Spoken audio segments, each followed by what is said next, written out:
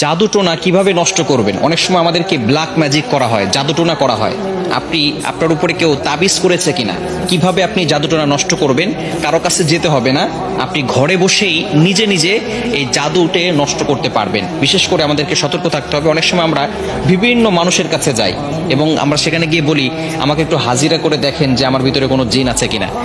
তারা তো ঠিকই, যদি জিন নাও থাকে আপনার উপরে জিন একটা চালান করে দিবে, এরপরে আপনার কাছ থেকে বারবার এই জিনের মাধ্যমে ডিস্টার্ব করিয়ে আপনার কাছ থেকে টাকা খাবে। এজন্য আপনি কারো কাছে যাবেন না, নিজে ঘরে বসেই আপনি আপনার জাদুটোনা দূর করতে পারবেন, জাদুটাকে নষ্ট করে দিতে পারবেন। বর্তমান সমাজে ম্যাক্সিমাম সময় দেখা যাচ্ছে যে আত্মীয় স্বজন, একেবারে কাছের মানুষগুলো আপনাকে জাদুটোনা করে আপনার জীবনটাকে নষ্ট করে ফেলবে। অনেক সময় দেখবেন কিভাবে বুঝবেন? আপনি অনেক সময় অসুস্থ হয়ে পড়ছেন, কিছুই ভালো লাগে না, ঘরে ভালো লাগে না, দোকানে ভালো লাগে না, ব্যবসায়িক প্রতিষ্ঠানে ভালো লাগে না, অথবা ব্যবসায় বারবার লস হয়ে যাচ্ছে, অথবা সংসারে কোনো শান্তি নাই, স্বামী স্ত্রীর ভিতরে ঝগড়া হচ্ছে, অথবা কোনো মেয়ের বিয়ে হচ্ছে না। এই ধরনের কারণগুলো হচ্ছে ব্ল্যাক ম্যাজিক করা, জাদুটোনা করা। এটা হচ্ছে তার লক্ষণ। জাদুটোনা করেছে কিনা তার লক্ষণ হচ্ছে বারবার অসুস্থ হয়ে যাওয়া, বিভিন্নভাবে আপনি অসুস্থ হয়ে পড়ছেন। মেয়েটার বিয়ে হচ্ছে না, বারবার পাত্র আসে, দেখে সবকিছু ঠিকঠাক থাকে, যেদিন বিয়ে ডেট দিবে তার কিছুদিন আগে বলে বিয়ে করবো না। এরকম অনেকে হয়, অনেকে আমাদের কাছে ফোন দিয়ে বলে। এটা হচ্ছে ব্ল্যাক ম্যাজিক, জাদুটোনার একটি অন্যতম লক্ষণ। এরকম লক্ষণ যদি আপনার ভিতরে থেকে থাকে, তাহলে আপনি জাদুটোনা কিভাবে নষ্ট করবেন আজকে বলে দিব। আপনারা খুব সুন্দর করে প্র্যাকটিক্যালি দেখাবো ইনশাল্লাহ। আপনি দেখে এটা যদি প্র্যাকটিস করেন, ইনশাল্লাহ জাদুটোনা যদি থেকে থাকে তাহলে আপনি নিজেই এটা করলে আপনার জাদুটোনা কেটে যাবে। ব্ল্যাক ম্যাজিক করে আপনাকে কেউ ক্ষতি করতে পারবে না, এবং এরপর থেকে আপনাকে কিছু আমল করতে হবে। আচ্ছা, আমি আপনাদেরকে দেখাচ্ছি। কলম আছে নাকি কারো কাছে? এই যে একটা কলম। সর্বপ্রথম আপনি যে কাজটা করবেন, প্রথমে অজু করবেন। অজু করে আপনি সূরাতুল ফাতিহা একবার পড়বেন, সূরা ফালাক একবার পড়বেন, সূরা নাস একবার পড়বেন, সূরা ইখলাস একবার পড়বেন। এরপরে আয়াতুল কুরসি পড়বেন। প্রথমে সূরা ফাতিহা একবার, এরপরে সূরা ফালাক একবার, সূরা নাস একবার, এরপরে সূরা ইখলাস একবার, আয়াতুল কুরসি একবার। এটা পড়ার পরে এরপর আপনি একটা চেয়ারে বসবেন। অজু অবস্থায়, পবিত্র অবস্থায় চেয়ারে বসবেন। মনে রাখবেন, কোরআনের ভিতরে আল্লাহ তাআলা শিফা দিয়েছেন। আল্লাহ তাআলা নিজেই বলে দিয়েছেন, 15 নম্বর পারা 9 নম্বর পৃষ্ঠার 2 নম্বর লাইন, সূরা বানী ইসরাঈলের 82 নম্বর আয়াতে আল্লাহ তাআলা বলছেন, ওয়া নুনাজ্জিলু মিনাল কুরআন মা হুয়া শিফাউ ওয়া রাহমাতুল লিল মুমিনিন।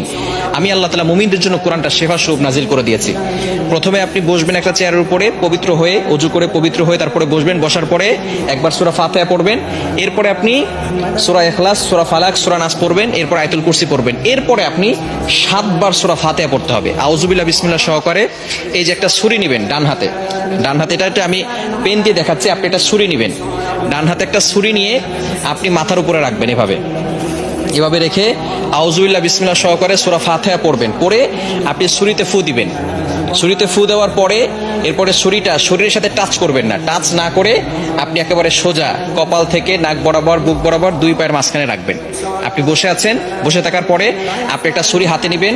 প্রথমে পবিত্র হলেন, সূরা ফাতিহা পড়লেন, ইখলাস পড়লেন, ফালাক পড়লেন, নাস পড়লেন, আয়াতুল কুরসি পড়লেন। এরপরে ছুরিটাকে আউযু বিল্লাহি বিসমিল্লাহ সহকারে সূরা ফাতিহা পড়ে ছুরিতে ফু দিবেন। ফু দিয়ে এরপরে ছুরিটা এভাবে নেবেন, সোজা, টাচ করবেন না, শরীরের সাথে টাচ না করে সোজা আপনি নিজে 2 পায়ের মাঝখানে রাখবেন। বুঝা গেছে?